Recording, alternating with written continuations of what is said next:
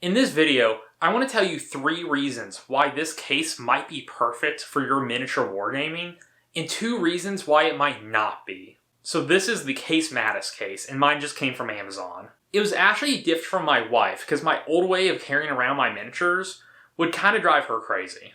So I had a ton of these little tackle bosses that I would use to take my miniatures from place to place. So I would have to have a ton of them loaded up in the car if I was playing like a full-scale Warhammer 40,000 game, or if I just wanted to take multiple kill teams. And the entire time we were driving, they would just do this. Between that and just sliding around in the car, they were pretty annoying, to be honest. So using a designated case with foam where it doesn't rattle and it all fits in one case is really nice. Definitely an improvement. So I want to start off by talking about the positives, and the first one is just convenience. This case has 3 levels to it. The first 2 are cut out for infantry models, and they each hold 40 miniatures. So that's 80 total in the top 2 layers. To put that in perspective, I would need about 5 of those tackle bosses to hold what this case holds in just the top 2 layers. So like I said, the top 2 hold 80 models total. But the third one's kind of hard to give account for because it's customizable, so you can make it fit whatever your miniatures are. Like, I currently have 19 models in that bottom layer, but there's stuff like war bikers or a mech with a shock attack gun. So they're a little bit bigger than your standard troops choice. We'll look more at the customization here in a minute though. So the second positive I want to talk about is the main reason for using a case like this, and that's to protect your models. Because if we didn't care about protecting our models, we'd just shove them all in like a trash bag or a cardboard box or something. You want to take them from place to place without them getting broken or scratched or anything bad happen. There's a few different ways these cases can protect models. This one uses foam. So each miniature has its own little square it fits into that kind of holds it in place and separates it from everything else. And when you have everything together, it will be completely encased in foam.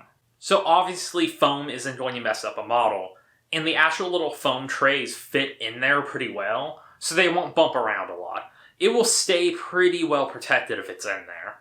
Well, I've never personally had an issue with it. With the old tackle boss system, I've always worried that they're going to get scratched up, and I'd have to redo the paint. Like I said, I've never had that happen, but they move around so much.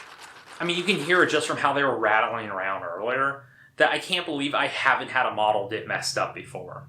And another nice thing with like a layer of protection for this case is it's actually lockable. So if you're at a tournament and you don't trust your fellow nerds, you can actually lock it to your table, or at least lock it shut so nobody can take anything. Normally, I don't think that'd be an issue. Just if you want to be protective, or if you're going somewhere new, it's a nice thing that you have that option. Or if you have little kids around the house and you don't want them to think that our overpriced plastic army men are just toys, you can lock it up so they don't play with it. And the final positive before we dive into the negatives is just how customizable this is. Each foam layer is removable, so if you don't need one, you can take it out and put something like a rule book or your tape measure or dice in there, so you can truly have everything you need all in one place. And that means you have less things to carry, which is also nice. And with this removable foam, you can actually go buy other styles of foam to put in there. Like how this one has that customizable bottom layer, and the 2 already pre-made layers on top. You can swap those out. If you go to their website, you can see a lot of options. So you can mix and match this kind of any way you want to. I don't know what all their options are, but I'll show some here on the screen. And finally, this bottom layer is customizable, like I said. I believe they call it pluckable, where there's these little tiny squares, and either with a knife or just with your hands, you can pull those out, and you can make it fit whatever your miniatures are. Like, I'm using mine for war bosses and war bikers for orcs, because they don't fit in the top layers, but I still want them in the case. So it gives you just a little more flexibility. So now let's go over some of the negatives. The first one isn't necessarily negative, it's just that it's situational. So it won't work for everybody. Depending on what game you play, or what army you're running, this might not work. For example, if you're playing something really vehicle heavy, or if you're playing a game that's like a mecha game, or if you're running something like Imperial Knights, they just won't fit in here.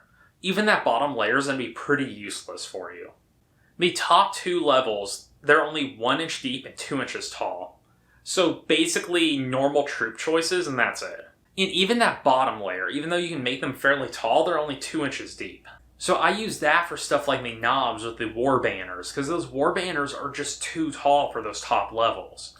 So if you're running an army where basically everybody has a sword held overhead or something along those lines, it probably won't work. And that bottom layer doesn't really work for vehicles. The war bikers fit, but that's about it. And then on the flip side, if you only play skirmish games and you just want 1 or 2 teams to take, this is way overkill. Like for my Deathwatch team, I just use this and it fits everything. It has my models and I have their arms magnetized, and I also have every possible weapon loadout as a magnetized arm. So the fact that this may be overkill kind of leads into the next negative, which is price. So for normal designated carrying cases, this isn't bad. The Games Workshop one, I believe, is $184, and on Amazon, this is $59. So compared to that, it's really cheap, like less than half the price. But on the flip side, my Tackle Boss method, like what I showed for the Deathwatch, I think that was $4 from Walmart, and you could probably at Hobby Lobby find the same thing, or you could probably even find it at a dollar store, honestly. So if it's only $4 or $5, that's like 20 times cheaper than this big case, and if you only need a few models, I would just go with the cheap one, honestly. So knowing it's way more expensive, do I think it's worth it? Yeah, absolutely. Because I don't want to have to worry about my models breaking personally.